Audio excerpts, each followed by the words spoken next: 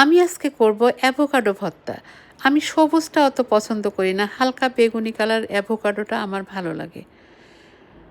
আমি অ্যাভোকাডোটা খুলে নিয়ে আমি এরকম করে কাঁটা চামচ দিয়ে এটা ম্যাশ করে নিব। এবার দিয়ে দিব কিছু পেঁয়াজ, ধনেপাতা, কাঁচামরিচ আর লেবুর রস দিয়ে এটা মেখে নিব। এবার চুলায় একটা প্যান দিয়ে ওর মধ্যে অলিভ অয়েল দিয়ে আমি ওটাতে রসুন কুচি দিয়ে দিব, দিয়ে এটা ভেজে নিয়ে আমি ভর্তার মধ্যে ঢেলে দিব।